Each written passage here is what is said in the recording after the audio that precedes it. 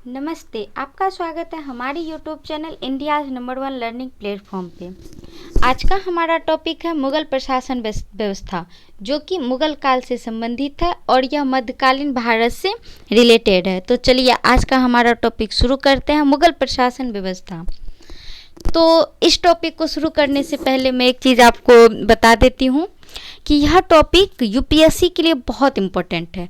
ये मैंने topic UPSC के लिए बनाया है, यूपीएससी के एग्ज़ाम के लिए, उसके लिए बहुत इम्पोर्टेंट है। एक ना एक क्वेश्चन इससे ज़रूर आता है, तो आप लोग इस वीडियो को देखिएगा। अच्छा, इस वीडियो को देखने से पहले नहीं तो देखने के बाद भी मैंने एक वीडियो बनाया है जो कि बौद्ध धर्म से रिलेटेड है, और बौद्ध धर्म में भी किससे, महायान शाखा यानी बोधिसत्वा से। तो आप उस वीडियो को देख लीजिएगा, वह भी बहुत हेल्पफुल रहेगा आपके यूपीएससी के एग्ज़ाम के लिए, ठीक है, जो कि 2021 का होने वाला है और 2022 का भी आपको नोटिफिकेशन आ गया है। तो आप देख लीजिएगा, बहुत हेल्पफुल रहेगा। ये नहीं कि मेरा वीडियो है तो इसीलिए बोल रही हूँ, क्योंकि आप लोग को तो पता ही होगा कि एक ना एक क्वेश्चन बोधिसत्व से ज़रूर आता है प्रत्येक साल यूपीएससी में, वो फिक्स है आना, एक ना एक क्वेश्चन प्रत्येक साल आना। इधर 5 साल से ट्रेंडिंग में ये चैप्टर है, इसीलिए आप उस वीडियो को देख लीजिएगा और उसको शेयर भी कीजिएगा कि ज़्यादा से ज़्यादा स्टूडेंट तक मेरी पढ़ाई, मेरी समझाई हुई वीडियो में जो चैप्टर है वह पहुंच सके। इसके लिए मैं आपका बहुत बहुत धन्यवाद करूंगी। तो चलिए आज का हमारा वीडियो शुरू करते हैं। तो आज का हमारा टॉपिक है मुगल प्रशासन व्यवस्था।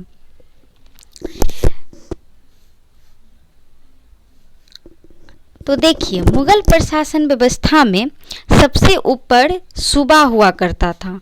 जैसे हम लोग भारत देश में रहते हैं, फिर उसके बाद किसी न किसी राज्य में रहते हैं, उसके बाद उस राज्य के किसी न किसी ज़िले में रहते हैं, उस ज़िले के किसी न किसी शहर में रहते हैं या किसी न गांव में रहते हैं। तो उसी टाइप से मुगल प्रशासन व्यवस्था में प्रशासन को भी कई इकाई में, कई क्षेत्र में बांटा गया था। तो मैंने 2 क्षेत्र ही लिया है, सबसे बड़ी इकाई एवं सबसे छोटी इकाई। मैंने प्रत्येक इकाई को नहीं लिया है, क्योंकि अगर पूछा भी जाएगा तो ये 2 इकाई ही पूछी जाएगी। और आप ये क्या कहते हैं, लुसेंट के जीके में आप उसको देख सकते हैं डिटेल में। मैंने यहाँ पे उतना ही कवर किया है जितना कि एग्ज़ाम में आ सकता है। मेरा यही मोटिव देखिए, मेरा जो भी वीडियो देखिएगा तो वो शॉर्ट फॉर्म में ही होगा। आपको देखिए, बुक में अगर कोई चैप्टर आप लीजिए तो बुक में तो सारी डिटेल दी ही रहती है, लेकिन टीचर का काम क्या होता है कि आपको उस चीज़ को सरल करके अच्छे तरीके से आपको बताना, वो टीचर का काबिलियत होता है। तो यहाँ पे मैं क्या करती हूँ आपको बता देती हूँ। मैं उतना ही चीज़ को कवर करके आप लोगों को बताती हूँ जो कि एग्ज़ाम में आएगा। देखिए, एक होता है पढ़ाई करना, ठीक है, फुल डिटेल में, अच्छी बात है, सबको करना चाहिए। लेकिन अगर हम लोग प्रतियोगिता परीक्षा देते हैं, कम्पिटिटिव एग्ज़ाम देते हैं, तो उसके लिए है कि आपको स्मार्ट पढ़ाई की ज़रूरत होती है। ये जो कहिएगा कि डिटेल में पढ़ना है, पढ़ने के लिए तो पूरी लाइफ बची है, आप जहाँ तक पढ़ सकते हैं, इसमें कोई नहीं है लिमिट कि आपको 50 साल हो गया तो आप नहीं पढ़ सकते हैं, 60 साल हो गया तो आप नहीं पढ़ सकते हैं। पढ़ाई के लिए टाइम और एज अनलिमिटेड है, आप कभी भी कितना भी आप बूढ़े हो जाइए पढ़ सकते हैं। लेकिन हम लोगों को क्या है, अब फ़िलहाल के स्टूडेंट को है कि किसी भी तरह एक गवर्नमेंट जॉब हो जाए और वह अपने लाइफ में सेटल हो जाए। इसीलिए मैं यहाँ पे कोशिश करती हूँ कि आप लोगों को उतना ही पढ़ा सकूँ स्मार्टली तरीक़ा से जितना कि आपके एग्ज़ाम में आए। तो इसीलिए मैं कम वीडियो बनाती हूँ और शॉर्टेड टॉपिक लेती हूँ और उसका शॉर्टेड क्वेश्चन भी लेती हूँ। इसीलिए आप लोग को लगता होगा मैम कितना छोटा बनाती है, कितना शॉर्टली पढ़ाती है, लेकिन ऐसा करना मेरे लिए, मुझे लगता है कि ये आप लोगों के लिए हेल्पफुल होगा। तो इसीलिए आप लोग वीडियो को प्लीज़ पूरा देखा कीजिए और हो सके तो शेयर कीजिए। मैं ये कहूँगी कि इस वीडियो को शेयर कीजिए। आप देखते हैं तो आप अपने दोस्त को, अपने रिलेटिव को जो कम्पिटिटिव एग्ज़ाम की तैयारी करते हैं, उनको आप बता दिया कीजिए, उनसे आप शेयर किया कीजिए। तो क्योंकि आपने ज्ञान लिया और मैं चाहती हूँ कि आपके थ्रू किसी और को भी ये चीज़ मिले, उसके लिए भी हेल्पफुल हो, तो ये कीजिएगा, तो इसके लिए बहुत बहुत धन्यवाद होगा। तो चलिए आज का हमारा टॉपिक शुरू करते हैं। तो हम लोग कहाँ थे? तो हम लोग थे कि प्रशासन व्यवस्था को 2 टाइप में हम बांट देते हैं। डिटेल में बुक में है, आप देख लीजिएगा। यहाँ मैंने 2 इकाई ली है सिर्फ। पहला इकाई है सबसे बड़ा इकाई और दूसरा है सबसे छोटा इकाई। तो पहला इकाई मैंने लिया है जिसे हम सूबा कहते हैं, जिसे मुगल प्रशासन व्यवस्था में सूबा कहा जाता था। और सबसे छोटी इकाई है ग्राम, उसे हम ग्राम कहते हैं। तो ये 2 हो गया प्रशासन व्यवस्था। सबसे ऊपर क्या? सूबा, सबसे नीचे ग्राम। तो ये 2 क्षेत्र हो गया जो कि प्रशासन व्यवस्था में बांटा हुआ था। चलिए अब देखते हैं कि प्रशासन तो हम लोग बांट दिए। क्या किए? प्रशासन को बांट दिए 2 में। एक सबसे बड़ी इकाई मैंने ले लिया और सबसे छोटा इकाई ग्राम एवं सबसे बड़ी इकाई सूबा लिया मैंने। और सब कई इकाई में बटा हुआ है, आप देख लीजिएगा। मैं बार बार बोल रही हूँ, आप एक बार उस पर देख लीजिएगा, उस पर एक बार नज़र डाल दीजिएगा कि सूबा के बाद क्या होता है, उसके बाद क्या होता है। तो आप लोग देख लीजिएगा। मैंने लिया सबसे बड़ा सूबा और सबसे छोटा ग्राम। तो चलिए आगे बढ़ते हैं। आगे मैंने यहाँ पे लिया है कि कोई भी प्रशासन होता है तो उसको चलाने के लिए अधिकारी होती है। तो अधिकारी होते हैं, सॉरी होती है बोल दी मैंने, तो अधिकारी होते हैं, मिस्टेक हो गया। तो चलिए अधिकारी होते हैं। किसी भी प्रशासन को चलाने के लिए क्या होता है? अधिकारी होता है हर जगह। अब देख लीजिए अधिकारी, आप लोग तो अधिकारी की ही तैयारी कर रहे हैं। यूपीएससी एक अधिकारी ही है ना, पदाधिकारी हुआ। तो सबको चलाने के लिए पदाधिकारी की ज़रूरत होता है, अधिकारी की ज़रूरत होती है। तो यहाँ पे सूबेदार, जैसे सूबेदार जो है वह सूबा का अधिकारी होता था। एक स्टेट हुआ, भारत देश छोड़ दीजिए, मैंने एक स्टेट लिया, एक राज्य हुआ, उसको चलाने के लिए सीएम होते हैं, राज्यपाल होते हैं। तो उसी तरह यहाँ पे सूबा को चलाने के लिए पहले सूबेदार हुआ करता था। सूबा को जो चलाते थे उस अधिकारी को क्या कहते थे? तो सूबेदार कहा जाता था। और जिला, राज्य के बाद क्या आ जाएगा? जिला। और जिला को चलाने के लिए किस अधिकारी की ज़रूरत पड़ती थी? तो उसे आमिल कहा जाता था या अमील कहते हैं। तो अमील क्या हुआ? अभी देख लीजिए, अभी क्या होते हैं? डीएम होते हैं, डिस्ट्रिक्ट मजिस्ट्रेट। जिला के अधिकारी कौन होते हैं? तो डीएम होते हैं। तो यहाँ पे जिला के अधिकारी उस डीएम को उस टाइम, किस टाइम? मुगल प्रशासन व्यवस्था के टाइम जिला के अधिकारी को अमील कहा जाता था, जो कि राजस्व प्रमुख होता था। क्या होता था?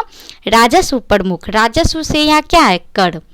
कर मतलब लगान, उस टाइम लगान कहा जाता था। तो यह राजस्व प्रमुख होता था जो कि लगान लेता था, पैसों की देखरेख करता था। तो इस चीज़ से रिलेटेड था, उसको अमील या आमिल कहते हैं। और यह सब मुसलमानी वर्ड है, सूबा, सूबेदार, क्योंकि उस टाइम मुगल प्रशासन व्यवस्था क्या कहते हैं? मुसलमानी व्यवस्था थी ना, इसीलिए। तो चलिए आगे बढ़ते हैं। आगे यहाँ पे अमील का काम क्या होता था?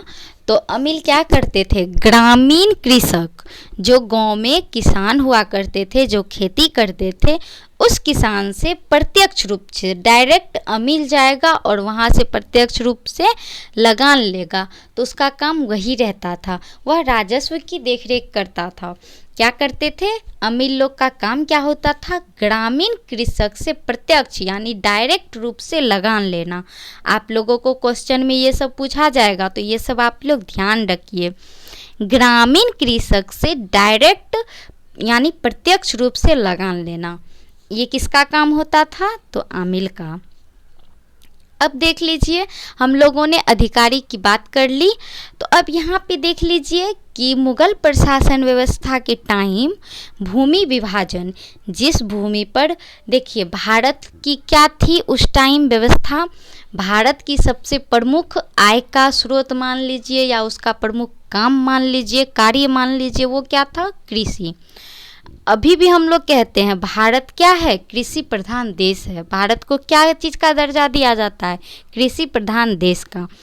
तो वहाँ सिर्फ कृषि करके ही पहले ये क्या कहते थे, जीवन यापन करना या पैसा आपको किसी भी चीज़ में पहले इंडस्ट्री सब नहीं था, फैक्ट्री वगैरह नहीं था, बस सिर्फ किसान थे, खेती करते थे, उसी खेती से खेती के उपजाऊ से फसल से खाते थे, उसको बेच के पैसा खरीद लेते थे, कपड़ा खरीदते थे, अदर काम जो होता है अपनी ज़रूरतों को, अन्य ज़रूरतों को पूरा करते थे।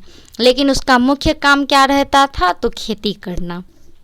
भारत कृषि प्रधान देश है, ये तो पता ही है। तो भूमि का बंटवारा कैसे किया जाता था, भूमि का विभाजन किस किस, जैसे कौन सी भूमि को क्या कहेंगे, इस टाइप में भूमि विभाजन पढ़ते हैं कि किस भूमि को क्या कहा जाता था किस टाइम, तो मुगल प्रशासन व्यवस्था के समय में। देखिए यूपीएससी यही सब क्वेश्चन करेगा। यूपीएससी ये नहीं कहेगा कि भारत कब आए, भारत उसके बाद कितना बार आक्रमण किया, क्या हुआ नहीं हुआ, जो कि हाईलाइटेड है वो यूपीएससी कभी नहीं पूछता है। मैंने पिछले वीडियो में भी आपको बताया है, जो कि बोधिसत्व है, आप लोग वीडियो ज़रूर देखिए। तो ये है कि यूपीएससी यही नहीं पूछेगा कि बाबर भारत कब आए थे, तो बक्सर की लड़ाई कब हुई थी, मुगल प्रशासन व्यवस्था की ईस्वी कहाँ से कब तक है। ईस्वी तो मतलब किसी किसी क्वेश्चन में पूछा जाता है ईस्वी, लेकिन ईस्वी नहीं पूछा जाता है। आपसे डायरेक्टली क्वेश्चन पूछेगा, वो भी एकदम डिटेल में, और वो ज़्यादा भारी भी नहीं होती है, ईजली होती है, लेकिन वर्ड का थोड़ा सा अदला फेर होता है। बस आपको सिंपल भाषा में, सिंपल शब्द में कभी नहीं बताया जाएगा। जब भी देगा तो इतना टफ वर्ड देता है, खास करके हिंदी माध्यम में, इसीलिए हिंदी मीडियम वाले जल्दी पिछड़ जाते हैं। लेकिन अब की बार खुशी की बात है कि हमारे शुभम कुमार जो कि बिहार से हैं, मैं भी बिहार से हूँ, तो वह रैंक 1 पे आए, ऑल इंडिया रैंक, जो कि 19 साल बाद का यह रिकॉर्ड टूटा है, 20वां साल में, हर 2020 में यह रिकॉर्ड टूटा। उसके लिए मैं बहुत खुश हूँ, मुझे अपने बिहार पे, अपने भारत देश पे गर्व है। इसीलिए आप लोग भी पढ़िए, आप लोग भी, मेरी मनोकामना रहेगी आप लोग भी टॉप करें, यूपीएससी टॉपर बने, देश की सेवा करें और हमेशा देश का सम्मान करें। तो चलिए हम लोग अपने मूल टॉपिक पे आते हैं, मेन टॉपिक पे, तो स्टार्ट करते हैं। तो हम लोग क्या पढ़ेंगे अभी, तो पढ़ेंगे क्या, भूमि विभाजन। किस टाइम, मुगल प्रशासन टाइम भूमि विभाजन की क्या पद्धति थी, किस भूमि को क्या चीज़ कहा जाता है, तो इसके बारे में पढ़ेंगे। यहाँ पे देख लीजिए भूमि विभाजन, यहाँ देखिए भूमि विभाजन में एक पहला आया खालसा भूमि। कौन सा भूमि, तो इसे खालसा, और यह सब वर्ड खालसा जो है, जागीर है, यह सब वर्ड अभी भी यूज करते हैं हम लोगों, लेकिन यह सब वर्ड कौन सा है, तो यह सब मुसलमानी वर्ड है। तो यहाँ पे खालसा भूमि किसे कहते हैं, तो प्रत्यक्ष रूप से बादशाह के नियंत्रण में, प्रत्यक्ष रूप से बादशाह के नियंत्रण में यह जमीन होती थी, जमीन या भूमि कहिए। तो कृषि योग्य भूमि, ऐसा नहीं कि कोई सा भूमि, तो कृषि योग्य भूमि या रहने योग्य भूमि, जो भी समझिए। तो खालसा भूमि यह प्रत्यक्ष रूप से बादशाह के नियंत्रण में होता था, वह डायरेक्ट बादशाह अपने नियंत्रण में उस ज़मीन को रखते थे, उस पे जो खेती होती थी उस लगान को डायरेक्ट देखते थे, डायरेक्ट अपने राजकोष में लाते थे। तो यह कौन सी भूमि कहलाती थी, खालसा। याद कीजिए, खालसा भूमि प्रत्यक्ष रूप से डायरेक्ट एकदम बादशाह के पास, डायरेक्ट, उसमें कोई बीच में कोई ये क्या कहते ठेकेदार या कोई बीच में दलाल टाइप का वो नहीं रहता है, डायरेक्ट अपना बादशाह नियंत्रण में रखता था और डायरेक्ट वहाँ से लगान ला के अपने राजकोष में रखा जाता था। तो खालसा भूमि बादशाह, खालसा बादशाह, याद रखिए। जैसे देखिए खालसा बादशाह, तो खालसा भूमि बादशाह के नियंत्रण में, फिर से याद कीजिए, खालसा बादशाह, खालसा भूमि बादशाह के नियंत्रण में। याद हो गया, चलिए याद हो गया होगा। तो चलिए आगे बढ़ते हैं। दूसरा है जागीर भूमि। दूसरा क्या है, जागीर भूमि। अभी भी फिल्म सब में एकदम डायलॉग मारा जाता है, ये तुम्हारा जागीर है जो तुम इस पे हक जमा रहे हो, इस टाइप का। मैंने उतना नहीं ध्यान दिया है, लेकिन कहीं कहीं मैंने सुना है इस वर्ड को कि क्या कहते हैं, बहुत रफ यूज किया जाता है वर्ड, मैं नहीं यूज करूँगी। तो जागीर किस चीज़ को बोला जाता है, अब जानिए आप लोग। देखिए, जागीर होता है कि तनख्वाह के बदले दी जाने वाली भूमि। जैसे देखिए, तनख्वाह के बदले दी जाने वाली भूमि है, तो तनख्वाह क्या चीज़, यहाँ पे इससे मतलब क्या है, तनख्वाह क्या चीज़ हुआ, सैलरी। तनख्वाह क्या हुआ, सैलरी। अभी भी मेरी दादी लोग तनख्वाह यूज करती है वर्ड। तो तनख्वाह का मतलब क्या हुआ, तो क्या कहते ये, कहिए पेंशन कहिए या सैलरी कहिए, पेंशन नहीं, सैलरी। सैलरी होता है, तनख्वाह का इंग्लिश क्या होता है, सैलरी। तो सैलरी के बदले दी जाने वाली भूमि होती थी। जैसे कोई वर्कर या कोई अधिकारी, पीछे हम लोगों ने पढ़ा कि अधिकारी, तो किसी भी अधिकारी को जो भूमि क्या कहते सैलरी के रूप में, सैलरी के रूप में दिया जाता था, उसे हम जागीर कहते थे, जागीर भूमि। खालसा भूमि तो बादशाह के नियंत्रण में, वह डायरेक्ट वहाँ से प्रत्यक्ष रूप से बादशाह के नियंत्रण में होता था। वहाँ का लगान, वहाँ का राजस्व जो भी हो, वह डायरेक्ट बादशाह के नियंत्रण में। और जागीर भूमि होती थी कि तनख्वाह के बदले दी जाने वाली भूमि, यानी सैलरी के बदले दी जाने वाली जमीन, भूमि या जमीन कहिए, जागीर उसे कहते थे। तो चलिए आगे बढ़ते हैं। यहाँ पे देख लीजिए, अब और है दो, यहाँ पे क्या है, अच्छा ये अलग टॉपिक है, यहाँ पे ये अलग पॉइंट है, यहाँ देख लीजिए अलग पॉइंट है। तो एक और है यहाँ पे सयुड़ गुल या मदद ए मास, क्या कहेंगे, सयुड़ गुल या मदद ए मास। तो यह कौन सी भूमि हुआ करती थी, यह हुआ करती थी कि अनुदान में दी गई लगान रहित भूमि होती थी। क्या होती थी, तो सयुड़ गुल या मदद ए मास क्या होती थी, अनुदान में दी गई लगान रहित भूमि।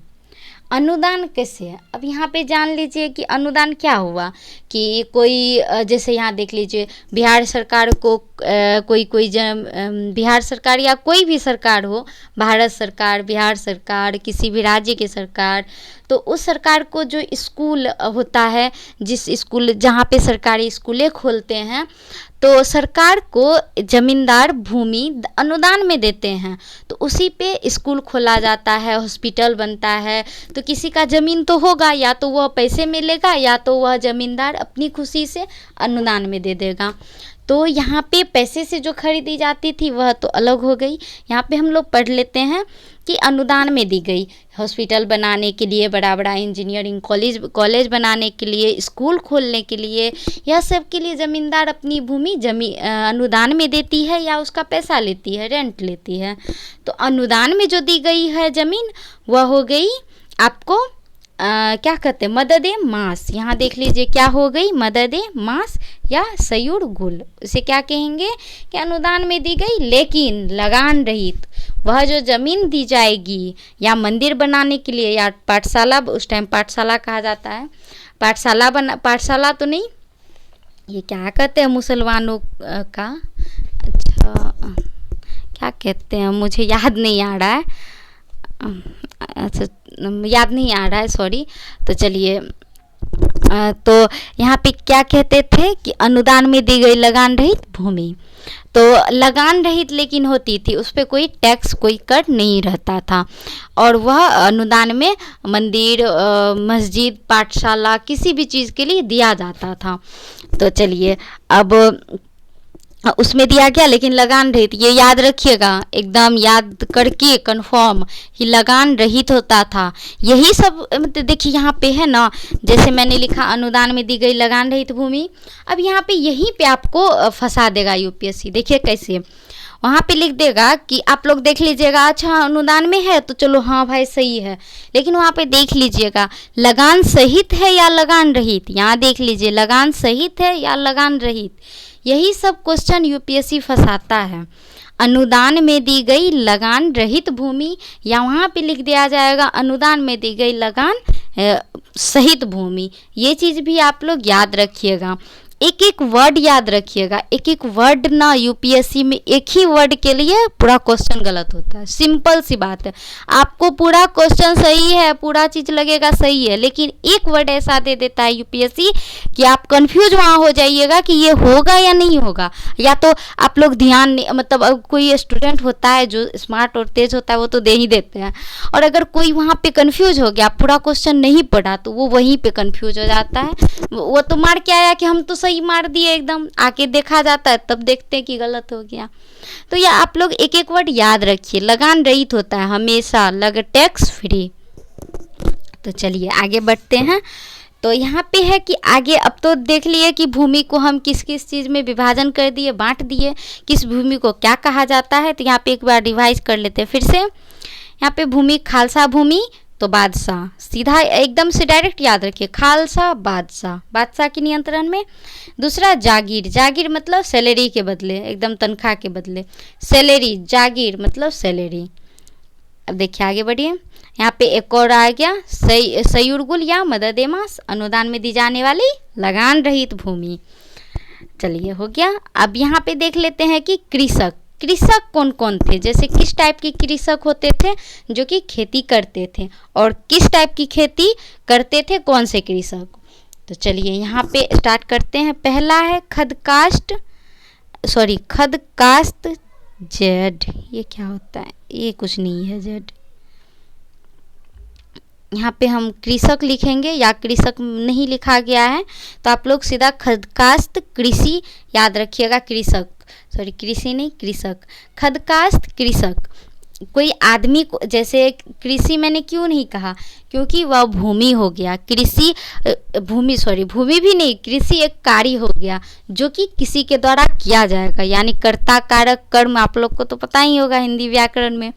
तो यहाँ पे कृषि हो गया एक कार्य, लेकिन उसको कोई करेगा तब ना वह कर्ता हो गया। तो खदकास्ट हम लोग कर्ता के बारे में पढ़ते हैं कि जिसे कृषक कहते हैं, कृषि कार्य करता है तो उसको क्या कहते हैं, कृषक। तो यहाँ पे खदकास्ट कृषक, तो खदकास्ट कृषक वह हुआ जो अपने भूमि पे, यानी जहाँ वह निवास करता है, जहाँ वह रहता है, उस भूमि पर खेती करना। जहाँ में यहाँ चांद बिंदु यहाँ पे होगा, तो कृषक क्या है कि खदकास्ट कृषक क्या है, वह कृषक हुआ जो कि अपने भूमि पे जहाँ वह निवास करता है उस भूमि पे खेती करता है। खदकास्ट, खद से याद रखो खुद, यानी सेल्फ, अपना, खुद अपना, अपने भूमि पे खेती करना, तो वह क्या हो गया, खदकास्ट। खद यानी खुद और कास्ट यानी कृषि करना, सिंपल जान लीजिए, खद यानी खुद और कास्ट यानी कृषि करना। यहाँ पे ये ऐसा कुछ नहीं है कि खद कास्ट मतलब ये होता है, लेकिन मैंने बता दिया आप लोग को याद रखने के लिए। खद कास्ट क्या हुआ, कृषि, खद कास्ट खुद का कृषि। तो खुद का कृषि करने के लिए क्या रहना चाहिए, मेरे पास ज़मीन होगा तो मैं खुद का करूँगी, तो खुद का यानी अपना ज़मीन पे खेती करना, सीधी सी बात हो गई। उस यहाँ पे लिखा हुआ है उस भूमि पर खेती करना जहाँ के वो निवासी हैं, ठीक है, उस भूमि पर खेती करना जहाँ के वो निवासी हैं। तो चलिए खुद के भूमि पे खेती करना क्या हो गया, खदकास्ट। अब आगे बढ़ते हैं। यहाँ पे है पाही कास्ट, क्या है, पाही कास्ट। तो पाही कास्ट है कि दूसरे गांव में जाकर खेती करना, जैसे पाही मतलब पढ़ाया, पाही, प से पढ़ाया, प से पाही, ख से खुद और ख से खेती, ख से खुद और कास्ट से खेती, यानी खुद का खेती करना। और यहाँ पे हो गया पाही कास्ट यानी पढ़ाया खेती करना, यानी दूसरे गांव में जाके खेती करना। तो प से क्या हो गया, पढ़ाया खेती करना, दूसरे गांव में जाके खेती करना। और खुद कास्ट मतलब हो गया कि खुद का खेती करना। अब दोनों तो हो गया, आप लोग जान गए। अब यहाँ पे देखिए मुजारियन, मुजारियन क्या हुआ कि खुद कास्ट कृषि भूमि, देखिए खुद कास्ट कृषि भूमि किराए पर लेकर खेती करना। यहाँ पे जो है कि जैसे देखिए आप लोग कहीं जाते हैं तैयारी करने के लिए, आप लोग स्टूडेंट हैं कहीं जाते हैं तैयारी करने के लिए, तो वहाँ पे सबसे पहले क्या करना पड़ता है, सबसे पहले रेंट रूम पे लेना पड़ता है, फिर खाना का व्यवस्था करना पड़ता है, फिर कोचिंग लेना पड़ता है, फिर तो सबसे पहले क्या करते हैं, कोई भी जगह कोई भी रूम कहीं पे लेते हैं, रेंट पे लेते हैं, फिर वहाँ रहते हैं, तैयारी करते हैं, फिर उसके बाद यूपीएससी पास कर लेते हैं, उसके बाद टॉप कर जाते हैं या उसमें सिलेक्शन हो जाता है, नौकरी हो जाता है या किसी भी और चीज़ में भी नौकरी हो जाता है, तो आप अपने सेवा में लग जाते हैं, अपनी नौकरी में ज्वाइन कर लेते हैं, चले जाते हैं, उस रूम को खाली कर देते हैं। लेकिन जब हम किसी भी चीज़ की तैयारी करने जाते हैं तो वहाँ पे हमको रूम लेना पड़ता है, वहाँ पे रहना पड़ता है, तो वह रेंट हम देते हैं रहने का। तो इसी तरह यहाँ पे हुआ, मुजारियन का मतलब हुआ कि खुदकास्ट कृषि जो है वह भूमि किराए पर ले लेता है और उस पर खेती करता है, फसल उपजाता है। अगर उसका फसल उपज जाता है तो उसको मन होता है तो वह खेती उसका वापस कर देता है और उसके बदले उसको किराया यानी रेंट देता है। उसको कुछ पैसा तो नहीं, उस टाइम फसल ही दे दिया जाता था। अभी भी गांव सब में ऐसा होता है, मैंने देखा है गांव सब में अभी भी ऐसा होता है कि कोई किसान है, उसके बाद ज़्यादा भूमि नहीं है खेती करने के लिए या सिर्फ रहने के लिए घर है, तो वह किसी और से ज़मीन ले लेता है, जो ज़मींदार है जिसके पास ज़मीन अधिक है तो उनसे रेंट पे ले लेता है, या तो उसके बदले उसको फसल बेच के पैसा दे देता है, या तो वह फसल ही अगर ले ले कोई किसान या ज़मींदार तो वह फसल ही दे देता है। इस तरह अभी भी गांव सब में होता है।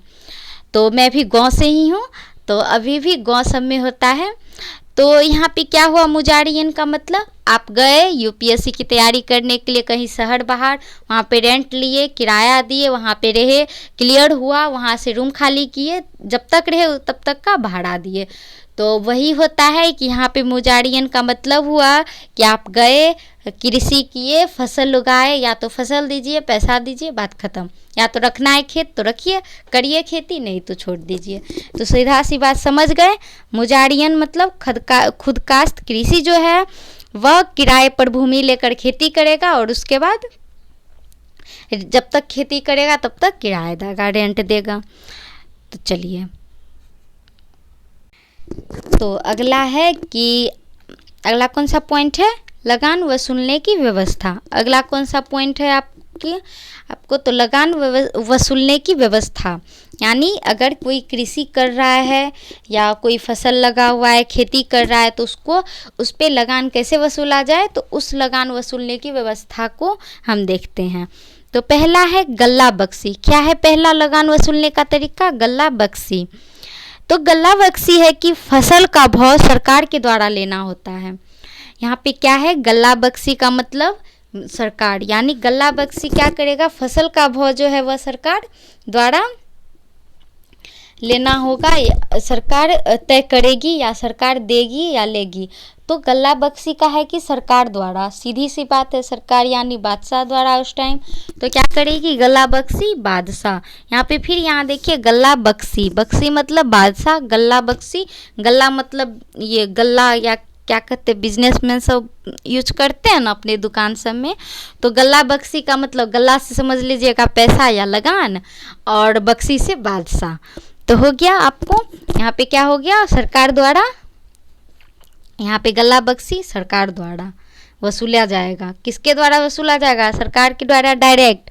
तो गल्ला मतलब पैसा या लगान, और इसको लगान भी कह सकते हैं। यहाँ पे देखिए गल्ला है, यहाँ पे लगान है, तो गल्ला लगान, और बख्शी मतलब बादशाह, ऐसे याद रखिएगा, गल्ला लगान और बख्शी मतलब बादशाह। गल्ला बख्शी लगान बादशाह के पास, ठीक है, डायरेक्ट।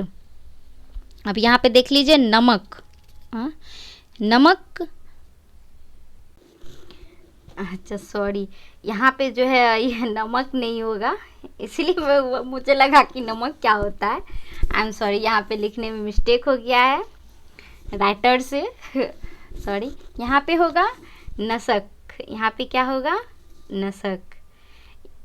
नसक का क्या मतलब होता है, यहाँ पे आप लोग नोट कर लीजिए, इसे काट दीजिए। तो इसीलिए मैंने कहा है आप सबको कि वीडियो को देखा कीजिए। वीडियो में जो भी वॉइस होती है, आवाज़ें होती है, उसे सुना कीजिए। डायरेक्ट एकदम पोस्ट करके भगाया मत कीजिए, वरना ऐसे में गलत ही। देखिए कभी कभी होता है कि लिखने में, टाइप करने में बड़ा मुश्किल होता है। हिंदी को इंग्लिश करने में हमेशा कुछ ना कुछ वो कंप्यूटर का नियम है कि यहाँ पे गलत हो जाता है, या अपनी खुद से भी मिस्टेक हो जाता है कभी कभी। तो इसीलिए आप लोग ध्यान रखा कीजिए। इसीलिए मैं हमेशा कहती हूँ कि आप लोग वीडियो को देखा कीजिए, सुना कीजिए। तो चलिए, यहाँ पे मैंने लिखा है नसक, नसक होगा, सॉरी यहाँ पे गलत हो गया था, यहाँ पे नसक होगा। नसक क्या होता है? तो खड़ी फसल पर लगान। खड़ी फसल क्या हुआ आपको? तो खड़ी फसल का यहाँ मतलब होगा मेरे ख्याल से, यहाँ पे देख लीजिए, मैंने इससे अंदाज़ा लगाया। यहाँ पे देखिए कि जप्ती, जप्ती मतलब बोई गई फसल। बोई गई मतलब जो फसल लगी हुई है उस पे लगान आधारित होता था। तो यहाँ पे है कि यहाँ पे हम सॉरी यहाँ पे नमक है, तो यहाँ पे नसक क्या है? नसक। तो इस हिसाब से मैंने इसलिए कहा कि खड़ी फसल, जो फसल अगर लगाई जाएगी या लगाई जाने के बाद उस पे तय होता है। जैसे लगाए धान हुआ, खेती किए, धान हुआ, गेहूँ हुआ, मक्का हुआ, जौ हुआ, तिलहन हुआ, या कोई भी चीज़ हुआ, कोई भी फसल हुआ, तो वो काट के रखी जाती है ना अलग में, उस पे लगान आधारित होता है। तो ये वो हो सकता है खड़ी फसल पर लगान आधारित करना।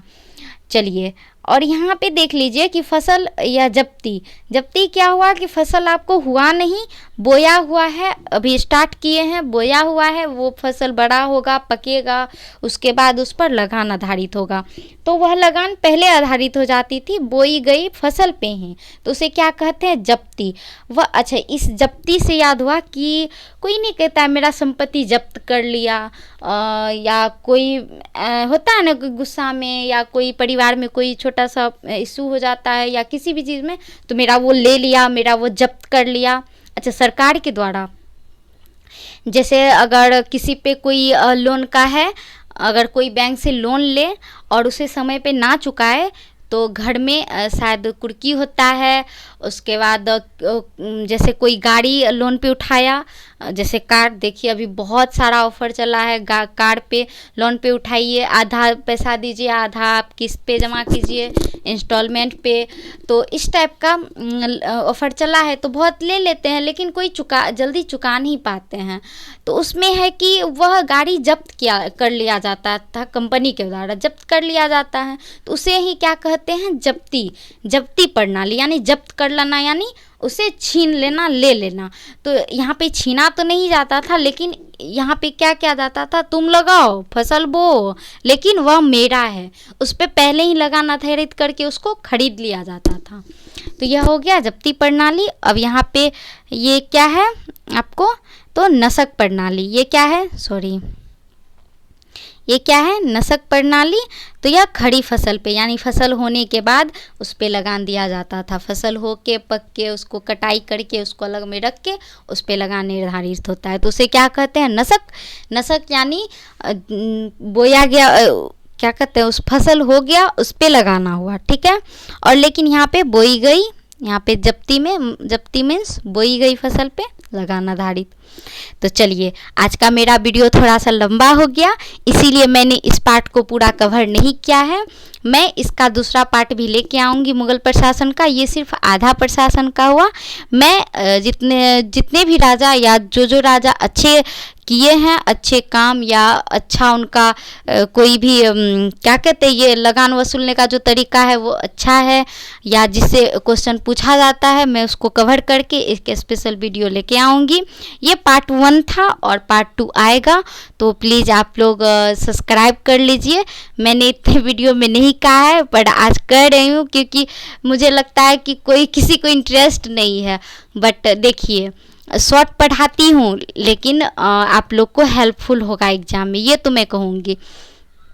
ये देखिए, लेकिन एग्ज़ाम दीजिएगा तब पता चलेगा। अगर मेरे एग्ज़ाम से किसी को फ़ायदा होता है तो मेरे लिए तो गर्व की बात है। तो चलिए, ये पार्ट 1 था, पार्ट 2 आएगा, आप उसे भी देख लीजिएगा। गुड बाय, गुड बाय नहीं, बाय, और टेक केयर, नमस्ते।